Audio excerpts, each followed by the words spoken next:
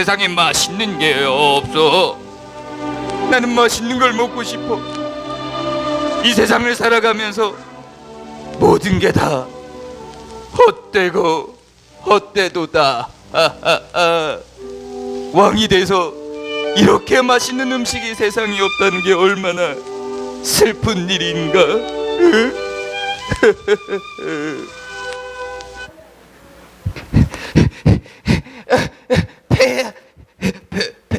폐하, 네, 여기 또 맛있는 음식을 요리사가 해왔습니다.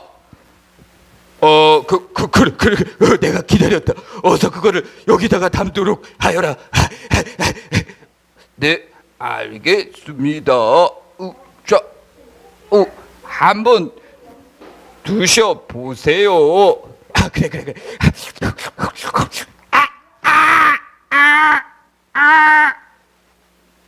이것도 맛이 없다.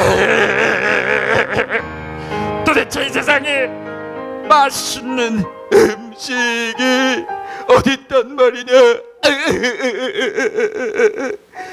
여봐라, 어서 온 세상의 모든 음식들 중에 맛있는 음식들을 대령하여라. 아니, 그런데 폐하, 그래, 말해보도록 하라. 제가 159번째 음식을 가져왔는데도 맛이 없다고 하시니까요. 제가 먹어본 음식 중에 제 딸이 만든 음식이 있는데 진짜 맛있거든요. 혹시 그걸 가져와 봐도 될까요? 그래, 뭐든 음식이 맛있다면 어서 가져오도록 하라. 네, 알겠습니다. 잠깐 기다려 보세요. 아니, 세상에 이렇게 모든 음식을 먹어봤지만 이렇게 맛있는 음식이 없다니. 혹시 너희들은 정말 맛있는 음식을 알고 있느냐? 혹시 알고 있는 사람 나한테 좀 얘기 좀 해주렴. 없니? 없어? 넌 뭐가 맛있어? 뭐가 맛있어? 폐하, 여기 음식을 가져왔습니다. 그래, 한번 줘보도록 해라. 여기 있습니다. 그래, 한번 먹어보자. 과연 얼마나 맛있는지.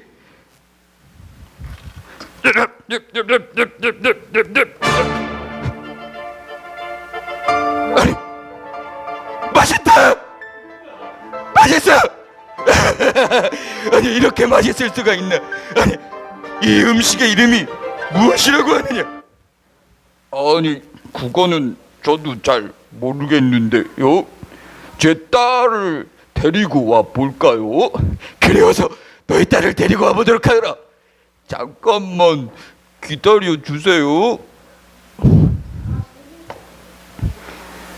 아니, 세상에 이렇게 맛있는 음식이 있었다니 왜 지금까지 그걸 나는 모르고 있었던 것일까? 네네네네네네. 저를 부르셨나요, 피하? 네가 바로 이 음식을 만든 아이냐? 그런데요. 그래, 이 음식의 이름이 무엇인지 나에게 말을 해줄 수 있느냐? 그리고 매일매일 만들어주렴. 그거는 뭐 어렵지 않은데 정말 이게 뭔지 몰라요? 그래, 난 모르겠는데. 이건요, 정말 라면이라는 거예요. 라면도 몰라요? 랄랄라 친구라면 사면 영원하다면 영원히 남아면 내 속아면 그래준다면 랄랄라 친구라면 사면 영원하다면 영원히 남아면 내 속아면 그래준다면 친구라면 라면이라고. 정말 맛있는 음식이구나. 내가 너에게 이 라면을 만들어준 대가로 상을 내리고 싶은데 어떻게 생각하느냐? 뭐 저야 상 주면 좋지만 조금 미안하네요. 아니 왜 그러냐? 뭐 그냥 라면 끓이면 되는 건데. 상을 굳이 주려면은 이 라면은 밀가루로 만들었으니까 밀가루 장사한테 줘야 되는 거 아닌가? 그래? 그렇다면 어서 밀가루 장사를 데리고 와야 되겠구나. 너는 어서 가서 아버지에게 밀가루 장수를 불러오라고 하여라. 알았어요. 루루루루루루루. 세상에 어찌 이렇게 맛있는 음식이 존재한단 말인가. 밀가루 장수 준비됐느냐? 어서 밀가루 장수를 불러오라. 아이고 왜 장사하고 있는 사람을 부르고 그러십니까? 무슨 일이십니까? 배야.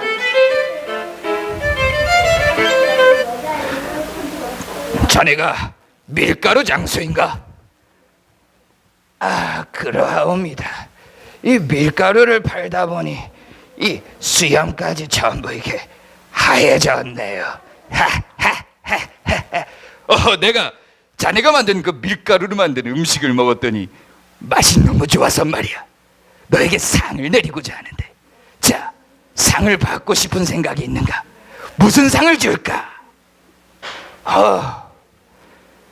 뭐 상을 주시면 감사하긴 합니다만 뭐 저야 다 만들어진 밀가루를 그냥 파는 거니까 그 상을 받기는 좀 죄송한 생각이 드네요. 아니 그러면 그 밀가루를 누가 만들었단 말이야? 그야 밀가루는 땅에서 밀을 재배하여 나온 것이니 농부가 상을 받아야 마땅하온 줄 아래요. 그렇단 말이냐? 여봐라, 어서 가서 농부를 데려오도록 하여라. 그러면 저는 이만 나가서 장사를 해보도록 하겠습니다. 여봐라, 어서 농부를 대령하도록 하여라.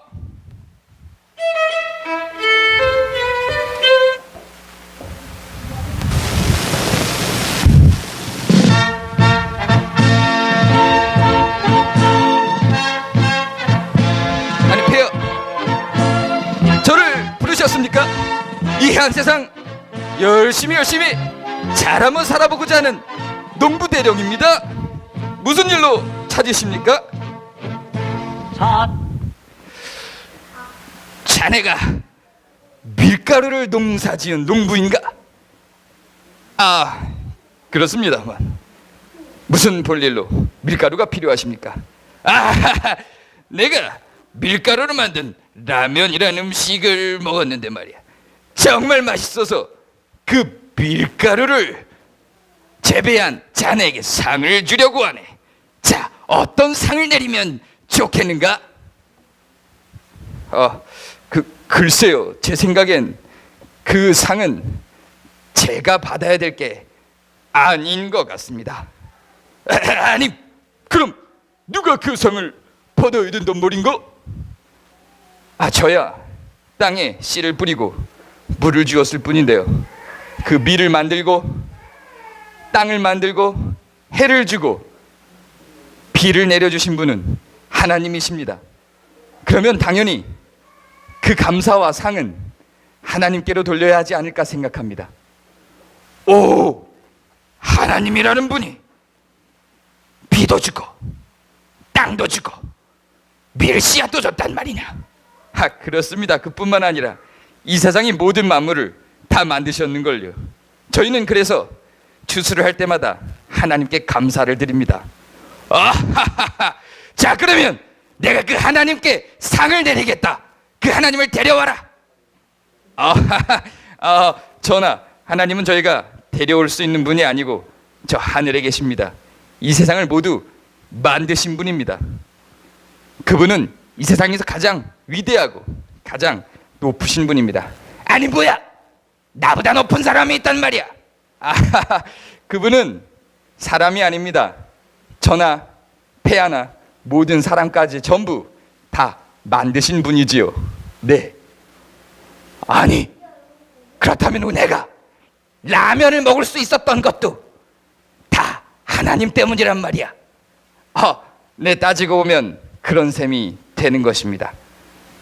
그렇다면 여봐라, 모든 사람들은 하나님께 감사하고 이 나라의 모든 백성들은 하나님께 예배하여 앞으로 모든 백성들이 라면을 먹게 하여라. 감사드립니다. 감사드립니다. 앞으로 이 나라엔 모두 하나님을 찬양하는 사람들로 가득하게 될 것입니다. 살아보세 잘 살아보세. 자, 여러분들도 하나님께 감사하며 여러분이 먹는 모든 음식들이 하나님으로부터 왔음을 생각하시기 바랍니다. 여러분 안녕. 감사 어여쁜 나라 한 마음으로 가고가면 알뜰한 살림 재미도 절로 복이 영마도 우리 것이라.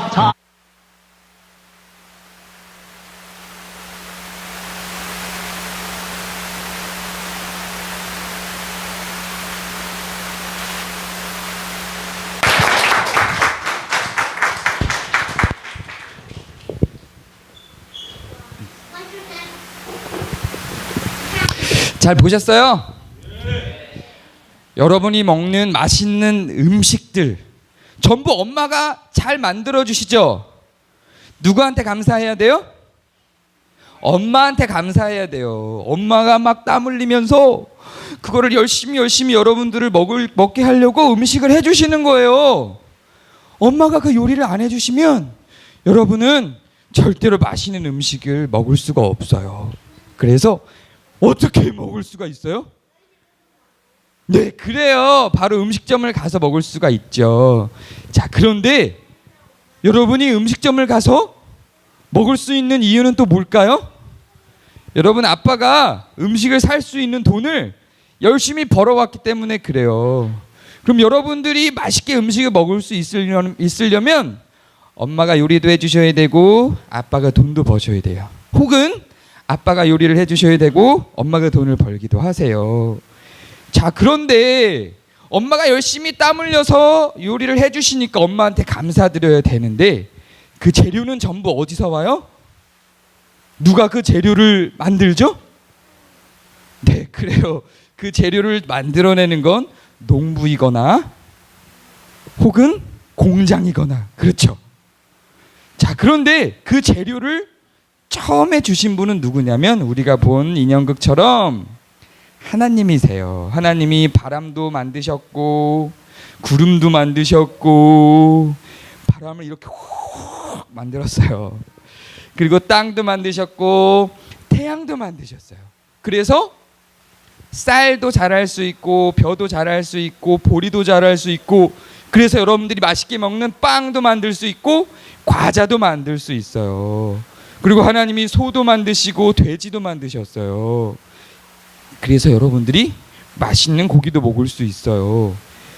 여러분 부모님들께도 감사한 마음을 가져야 돼요. 그리고 그 요리를 해주는 요리사들한테도 감사한 마음을 가져야 되지만 무엇보다도 이 세상 만물을 창조해 주신 하나님께 감사한 마음을 갖기를 원해요.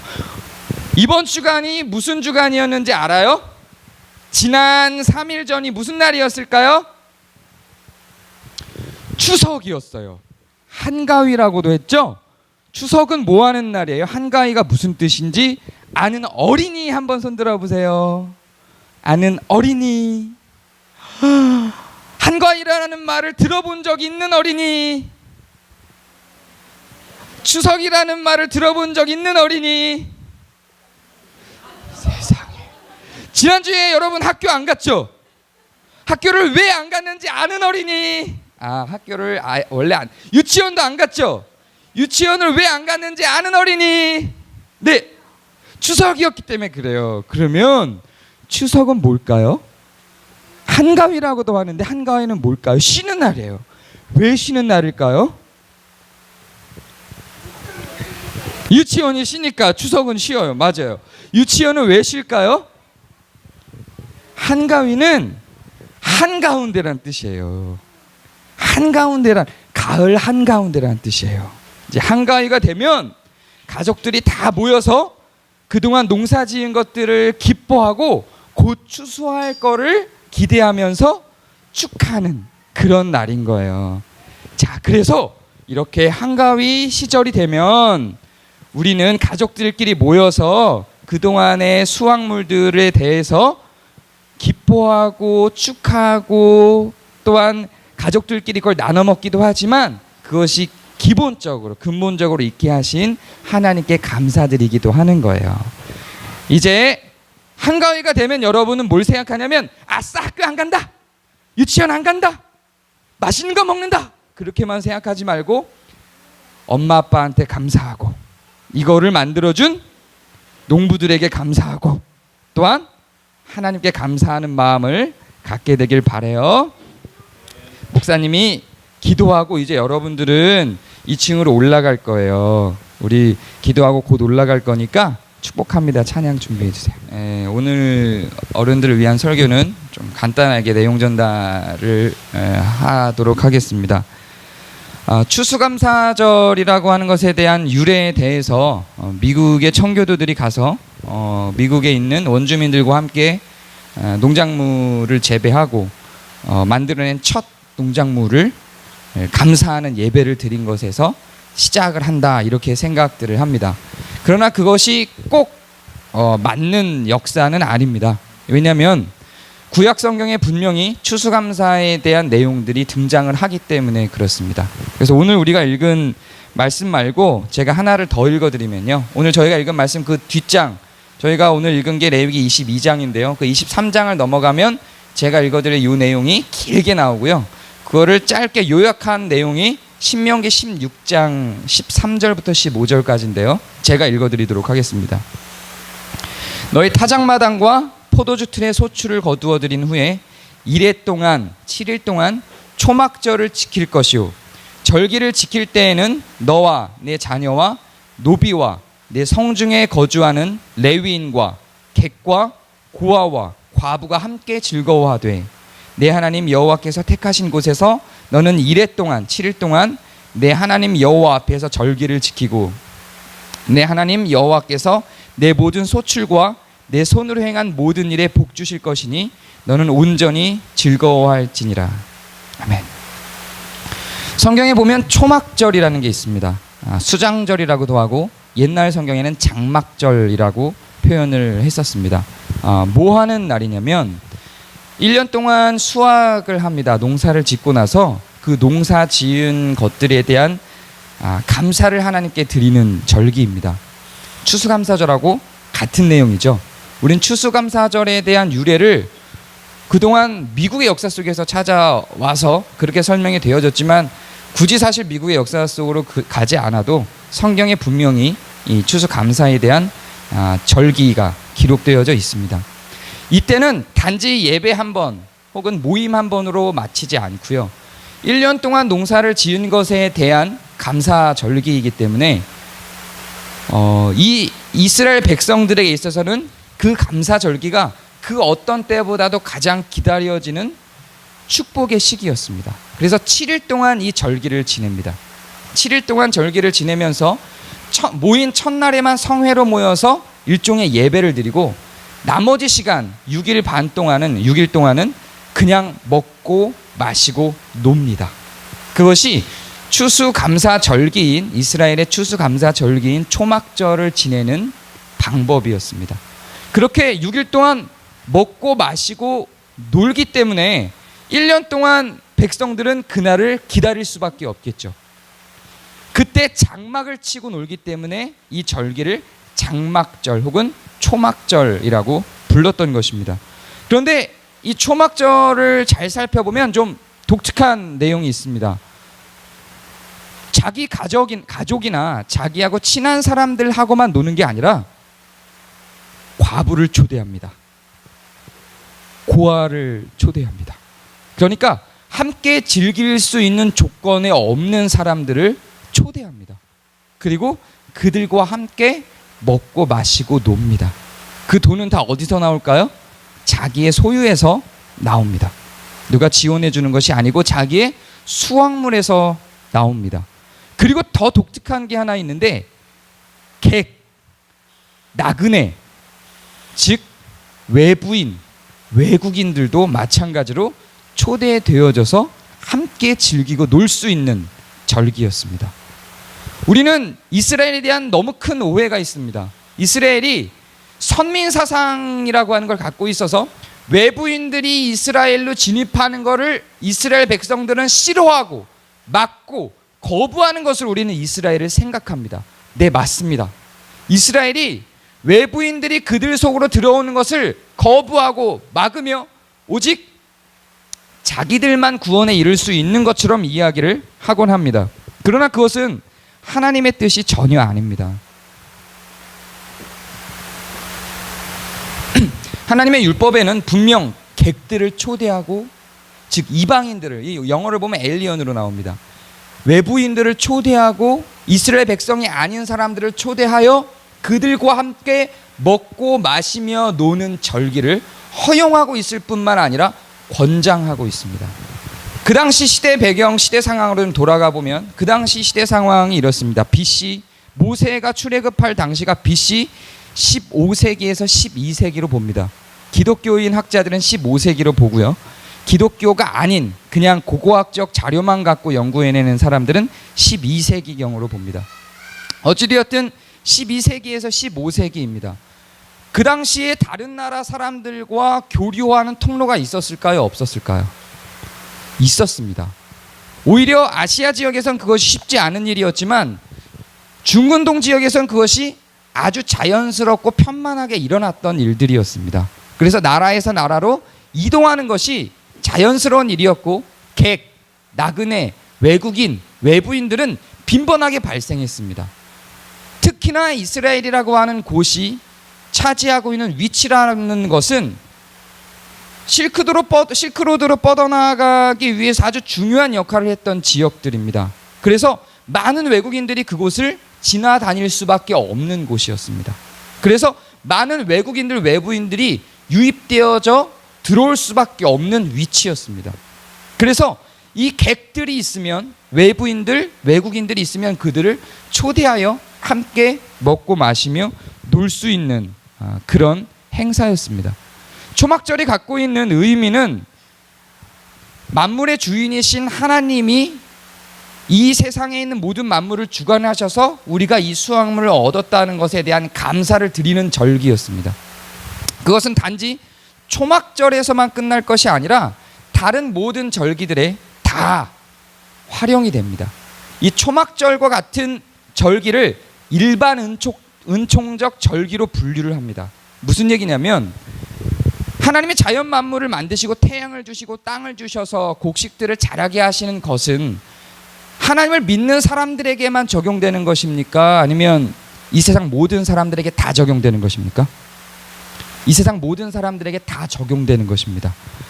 우리가 하나님의 은혜에 대해서 배울 때 일반 은혜라는 걸 배웠습니다. 이런 초막절은 일반 은혜적인 절기입니다. 이스라엘 백성들만 누리는 절기가 아니라 이방인들도 다 함께 누릴 수 있는 절기였습니다. 그렇기 때문에 객들을 초대하고 그렇게 제사 지낸 음식들을 함께 먹고 마시며 놀았던 것입니다. 그리고 이스라엘에는 특별 은혜적인, 특별 은총적인 절기가 또 따로 있습니다. 유월절과 같은 절기입니다. 유월절은 이스라엘 백성이 이집트에서 탈출하게 된 것에 대한 감사를 드리는 절기입니다. 이 유월절은 이스라엘만이 갖고 있는 절기입니다. 다른 나라 사람들과 이방인이나 외국인들과 공유할 수 있는 절기가 아닙니다. 왜 그러하냐면 그들이 이집트에서 탈출한 그 역사도 이스라엘만의 것이지만 그들이 이집트에서 탈출할 때 그들이 가지고 있었던 은혜가 뭐냐면 바로 양의 피의 은혜였습니다. 문 앞에다가, 문설주에다가 양의 피를 받은 집만 하나님의 은혜를 입어 죽지 아니하고 탈출할 수 있는 기회를 제공받았습니다. 그래서 유월절은 곧 예수 그리스도의 십자가의 은혜를 상징하는 절기이기도 합니다. 이렇게 이스라엘 백성에게만 적용되는 절기, 지금으로 얘기하면 성도들, 하나님을 믿는 사람들에게만 적용되는 절기라고 보여줄 수 있습니다. 이 유월절은 지금 사라져 버렸습니다. 우리는 이제 유월절을 더 이상 지키지 않아도 됩니다. 왜 그러하죠? 왜 우리는 더 이상 유월절 절기를 지키지 않아도 될까요?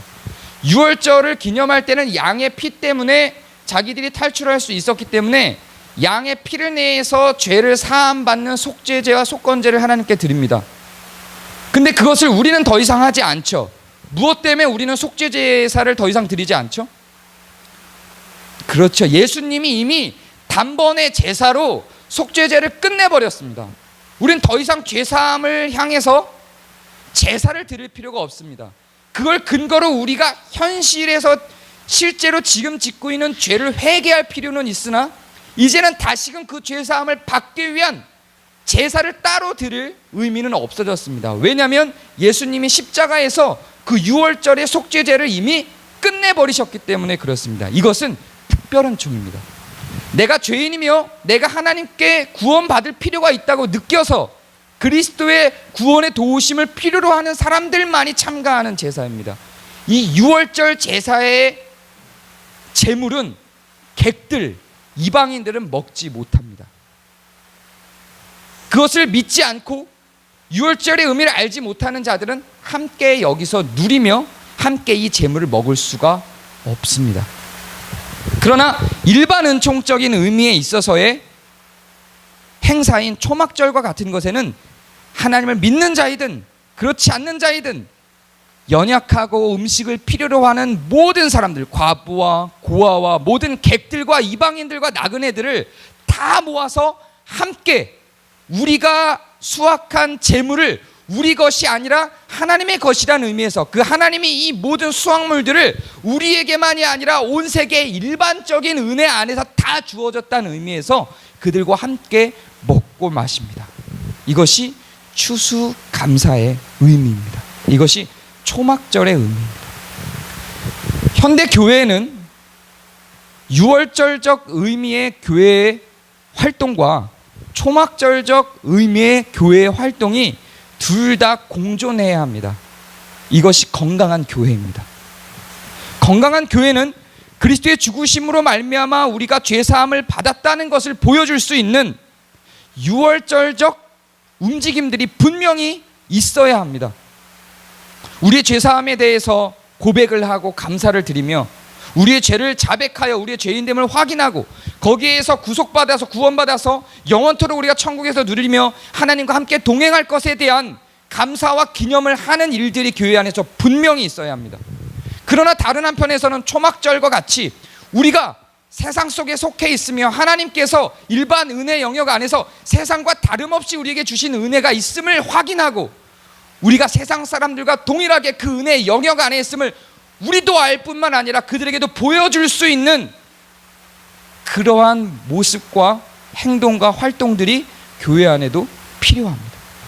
그런데 현대 한국교회는 이 둘 중에 사실상 예수님이 성취해낸 유월절적 의미의 움직임들만 있습니다. 성도들끼리만 누리며 성도들끼리만 나누는 성도들끼리만 먹는 것들만 존재하고 있습니다. 그러나 교회가 완성되어 구약의 전에 제가 율법과 양심 설교할 때 이 얘기를 잠깐 했었죠. 율법이 소멸된 게 아니라 율법의 정신은 고스란히 남아 있습니다.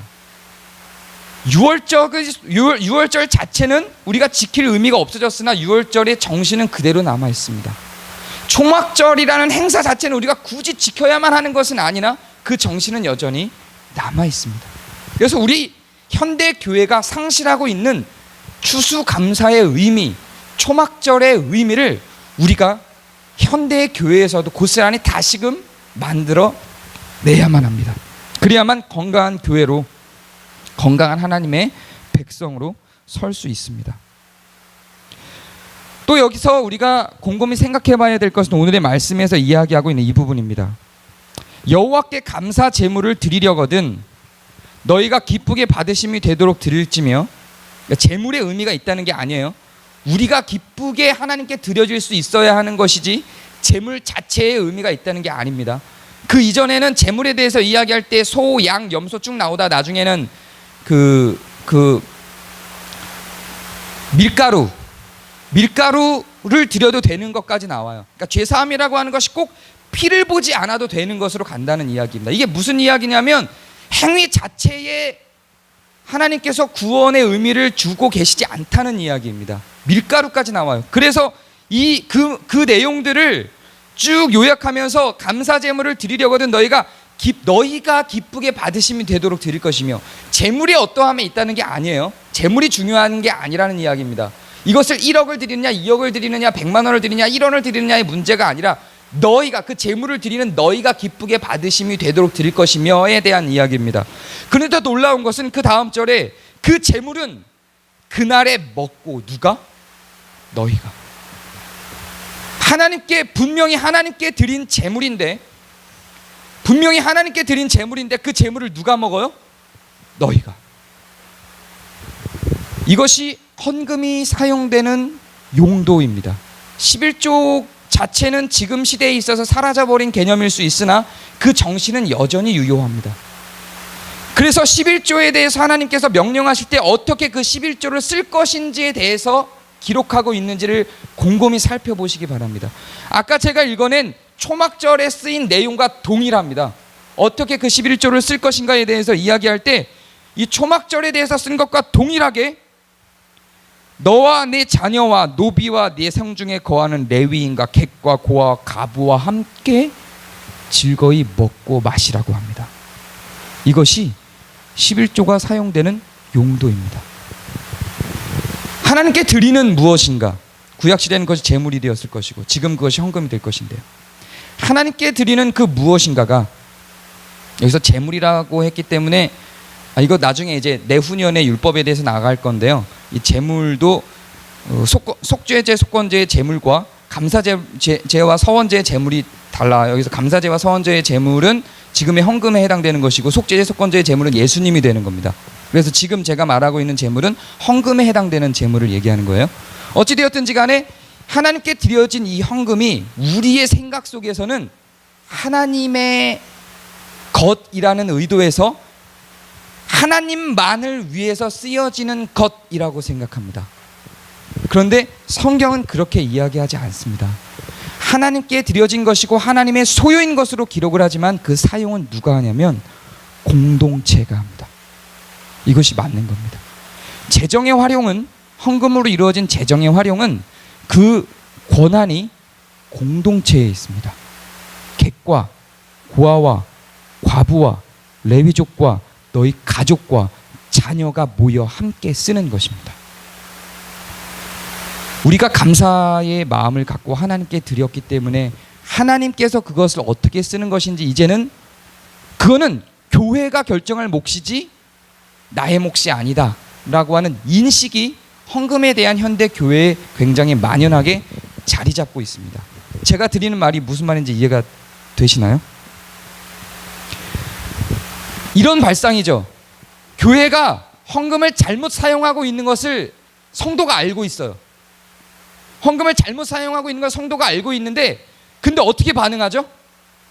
나는 그걸 드리고 끝냈어. 나와 하나님과의 관계는 끝났어. 내가 하나님께 드려야 될 몫을 드린 거야. 그것이 잘 사용되고 잘못 사용되는 것은 이제 교회가 결정할 일이고 내 손을 떠났어. 그러니까 나는 교회가 그 헌금을 잘못 사용하는 것에 대해서 언급하지 않을 거야. 교회에 분란을 일으킬 뿐이야. 그건 교회의 몫이야. 벌을 받아도 교회가 받을 벌이고 내가 받을 벌이 아니야 라고 하는 인식 속에서 한국 성도들이 교회가 사용하는 헌금에 대한 인식을 갖고 있습니다. 여기에 몇 가지 문제가 있어요. 가장 먼저는 나와 교회를 분리시켜 놓습니다. 그리고 그 헌금을 사용하는 주체가 하나님이며 하나님께 드렸다고 이야기를 하지만 사실상 그 하나님과 그 헌금을 사용할 권한을 누구에게 위임한다는 전제가 있어요? 목사나 어떤 몇몇 권위자, 그 교회를 움직이는 권위자에게 위임한다는 전제가 있어요. 이 두 가지 큰 모순이 이 발상 속에 있습니다. 정말로 헌금이라고 하는 것이 우리가 오늘 읽은 대로 감사 제물로 드린 이것이 하나님의 주권을 인정하며 하나님께 드린 것이나 곧 사용은 공동체를 위하여 공동체 안에서 행해진다는 것을 전제로 할 때 그 공동체의 일원이라는 생각을 갖고 있고, 성도이며 그 교회라고 하는, 내가 교회라고 하는, 내가 교회의 한 지체라고 하는 인식이 갖고 있는 사람이면 당연히 거기에 대해서 물어야만 하는 것입니다. 거기에 대한 권리와 책임이 그 모든 지체들에게 다 있어야만 하는 것입니다. 그것이 감사 제물이 갖고 있는 의미이며 초막절과 같은 감사제가 갖고 있는 의미입니다. 이 두 가지 감사 제물에 대한 생각, 그 주권은 하나님께 있으나 그 사용은 공동체에 있다라고 하는 첫 번째 생각과, 그 사용이 교회 내에서만 이루어질 것이 아니라 일반 은촉적 의미의 초막절과 같은 절기에 근거하여 하나님을 믿지 아니하는 세상 사람들과도 함께 교류할 수 있는 근거를 만들기 위하여 사용되어져야 된다는 것을 생각해야 합니다. 이 두 가지가 상실되었기 때문에 저는 현대 교회의 재정에 크나큰 문제가 발생했다고 생각합니다. 저희 교회는 아직 재정적으로 사실 우리가 버티고 살아가는데도 버겁고 힘든 것이 분명하기 때문에 이러한 설교나 이러한 제안들이 얼마나 무의미한지 잘 알고 있습니다. 그러나 그 정신은 놓치지 않고 우리가 계속 만들어가며 그 정신을 잃지 않고 가야만 할 것입니다. 더불어 저는 처음에 제가 제안했던 그 내용, 교회가 유월절적 행동만이 아니라, 유월절적 활동만이 아니라 초막절적 활동, 즉 객들을 초대하여 객들과 함께 어울려 놀아도 아무런 괴리감을 느낄 수 없는 장소여야 한다는 것에 교회가 서야 된다고 생각하는 입장입니다. 유월절적 측면의 활동이 분명히 있어야 합니다. 그래서 믿음을 확인하고 믿음을 고백하며 우리의 죄를 내려놓고 창조주이신 하나님을 찬양하고 우리의 죄를 구속해 주신 그리스도를 떠올리기 위한 그러한 활동들이 교회 안에 분명히 있어야 하지만, 세상 사람들이 얼마든지, 하나님을 모르고 하나님을 믿는 사람들이 얼마든지 들어와서 그냥 함께 교류하고 함께 나눌 수 있는 활동들 또한 교회 안에 동일하게 존재해야 된다고 생각합니다. 저는 그런 부분들에 있어서도 우리 교회가 아직 갈 길이 멀리 있다, 이렇게 생각을 합니다. 일단 그게 되기 위해서는 유월절적 활동을 하기 위한, 그리고 객들을 초대할 수 있는 근거를 마련하기 위한 우리의 공동체성이 먼저 확보가 되어야 하겠죠. 그래서 우리는 아직 사실 교회 생긴 지가 오래되지 않았고 급성장을 하는 과정 속에서 성도들 안에서 긴밀한 교제조차도 부족해 왔던 차, 사실 객들을 초대하기 위한 어떤 장을 마련하고, 그 객들이 이거 전도를 위한 목적으로 초대하는 게 아니에요. 교회의 개념이 많이 잘못되어져. 저는 선교사 출신이에요. 그래서 전도에 굉장히 민감하고 전도를 좋아합니다. 그런데 그런 의미에서 제가 전도를 폄훼하거나 잘못 전달하는 게 아니라, 전도에 대해서 제가 다시 한번 정리할 날이 있을 겁니다. 전도를 목적으로 교회의 공간을 열고, 전도를 목적으로 교회가 행사를 하며, 전도를 목적으로 객들을 초대하기 위한 활동에서 끝나는 것은 결국 유월절에 다 묶여 있는 겁니다. 그런 의미를 이야기하는 게 아니라, 전도를 목적으로 하지 않은 상태 속에서, 그것이 독서 모임이든 농구 모임이든 당구 모임이든 어떤 개 모임은 안 돼요. 네.